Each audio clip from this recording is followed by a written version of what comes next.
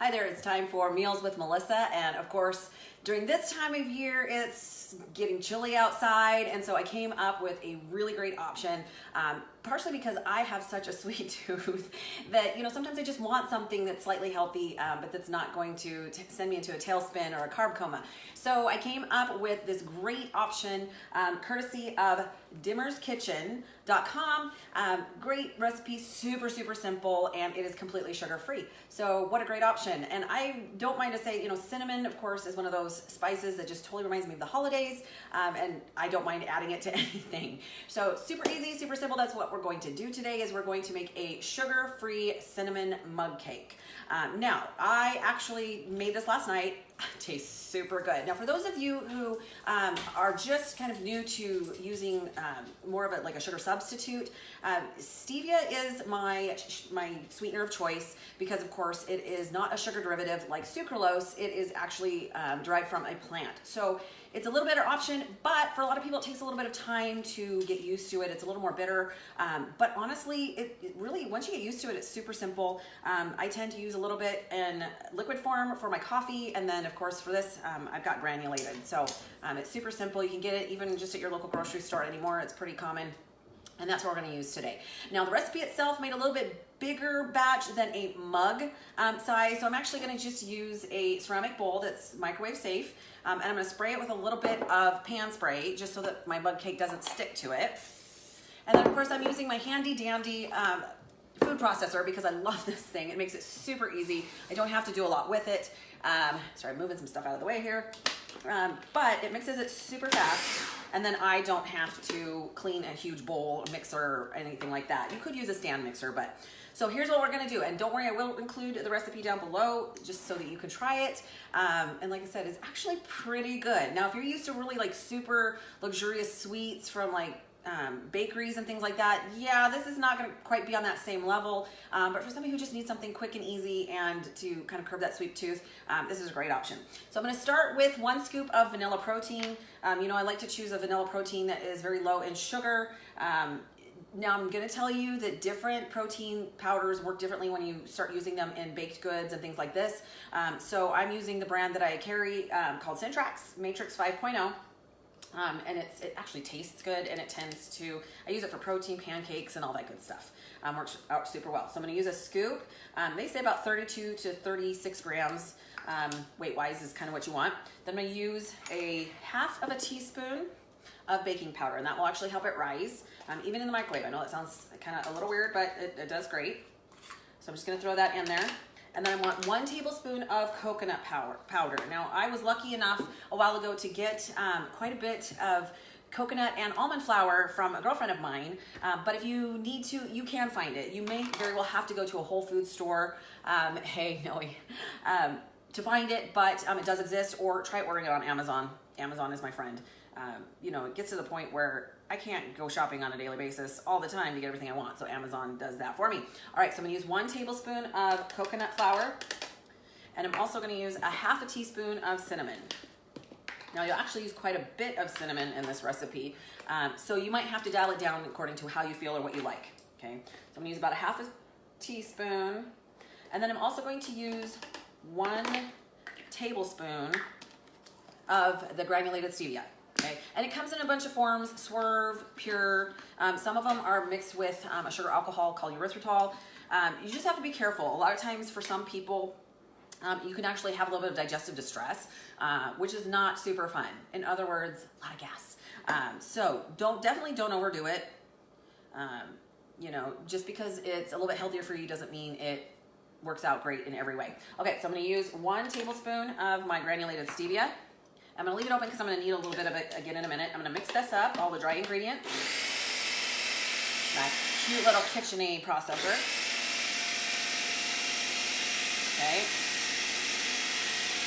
And then I'm going to start adding the wet ingredients. Okay. So for this, you have an option. It really depends on your macros. For me, I'm in a position right now where I'm fairly low carb, and I'm using a little bit more in the way of fats, healthy fats, to supplement what I'm trying to do. So usually I use a full egg, but you can also use 1/4 cup of egg whites. Works just as well. and it you know, doesn't change the texture at all or the consistency. I'm also going to use 1/4 cup of unsweetened almond milk. It just says to use a milk of some sort. Of course, I don't use regular milk because of the lactose in it, and also because lactose is milk sugar. So I prefer, the great thing about the unsweetened milk is that it's really low. It's low carb, low calories, and it still tastes good. So, you know, that's one of the benefits of using this product. Okay, so I'm gonna add those couple of things, and then I'm also gonna add a 1/4 teaspoon of vanilla. Got my handy dandy vanilla. Yeah, Costco. All right, so we're gonna add that to it. We're gonna mix it up. Now, if for some strange reason, that's probably a little more than I need.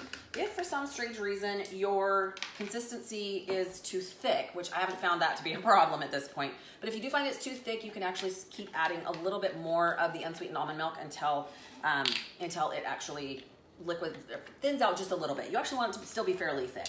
So I'm gonna mix that up until it's nice and well mixed together. Now, when it talked about being thick, I kind of thought, wow, that's really thin on the consistency. But don't worry, it does bake up pretty good. It does warm up. All right, I'm gonna scrape down the sides just a little bit. Hate wasting batter, you know. All right, so I'm gonna put this in my ceramic bowl. Like I said, you could use a mug, especially if you have like one of those giant ones like we have around our house. Make sure that I get all the goodies off the edge. Okay, now, cook time. For your microwave, it might be a little bit different. It really depends on the watts that your microwave produces. Ours is like a 1,000-watt microwave. But I also found, because I am the size of the recipe, it did take a little bit more than a minute. I know that most places say that the mug cakes take about a minute. I found that there was still quite a bit of liquid in the bottom when I cooked it for the one minute. So it really depends on your microwave and also probably the size of your bowl. You know, if you divided it into 2 different mugs, you might have a better, quicker cooking time. Well, you would have a quicker cooking time. So I'm gonna go ahead and I'm gonna lick that. Yum. And I'm gonna throw it in the microwave. I'm gonna put it in for about 1:20. And I'll show you what the consistency looks like when it's done. I will take some time to work up. There were no macros on this on the website that I got it from, but I like to take the time to work that up to see how it will work into my plan, because of course, my macros change depending on what my goals are, and I want to make sure that it fits within them, which it does right now. I'm working on that Hot for Halloween challenge. I still have 3 weeks to go. I want to stay along with what I'm trying to accomplish. I do pretty well, but again, this gives me something extra that, when I really am having a sweet tooth or just really need something extra. And I'm not gonna lie, I like to eat this warm because it tastes good, it's comfort food, and it is cold out here. I'm not excited how quickly the weather switched, and so coming up with something, like I said, kind of just feels like fall, and that's what works really well for me. Now, I forgot to put the little bit of topping on it, on top of it before I make it. Last night I put about 1 teaspoon of the granulated stevia and just a sprinkling of the cinnamon. However, I honestly don't think you need it. The batter itself is pretty sweet. They also include a glaze, which again, I don't think it's even necessary. I really didn't want to actually add that to my macros, but you can use a tablespoon of coconut butter. Try finding that one. That's a little more fun to find. Probably gonna have to go to Amazon or a health food store. Also, you can use a little bit more of almond milk and a pinch of cinnamon for that. But again, I don't find I even need it. I thought it was great all on its own. So let me show you what that's gonna look like. Because of the egg, it's actually gonna puff up just a little bit. And so I know it's kind of hard to see in here. I don't want to tip it completely out because I don't want it to actually come out of that. But it tastes really good.